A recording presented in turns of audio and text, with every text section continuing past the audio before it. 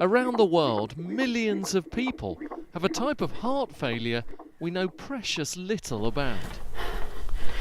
It's called HFpEF. If you're ready, we can stop there.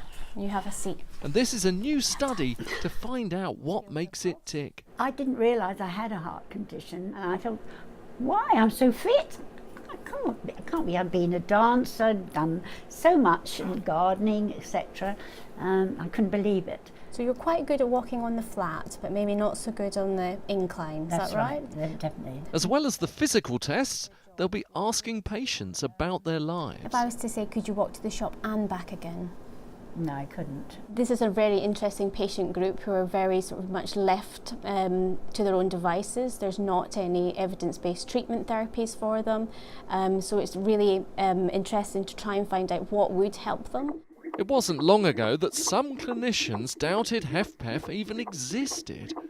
It might be common, but it's hard to recognise. Symptoms can be similar to more well-known types of heart failure or even other conditions.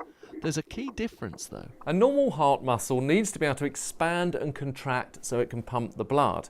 Now, around half the people with heart failure have a muscle that's too loose, but they know how to diagnose that and they know how to treat it.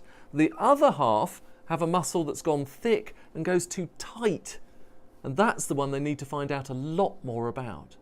This is one of the more obvious signs we sometimes see. This blue jet that you see here is blood leaking back because this valve should be closing, but it's not, and that can occur because the heart muscle has become thickened. We know that there are things that we can do for this group of patients, and it's just ensuring that there's a systematic way of diagnosing and managing, that people are more aware of it, and that they know that, right, if we get their blood pressure controlled, if we control their diabetes, if perhaps we make sure that they're doing more physical activity, that we can actually improve them.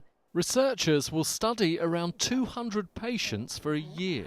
Well, I hope they find the reason why we go downhill like we are. And I'm quite pleased actually that I had that call from Faye last year when she asked me would I come and participate in research, because it must help the future. They'll then recommend new ways to identify and look after the hundreds of thousands who suffer.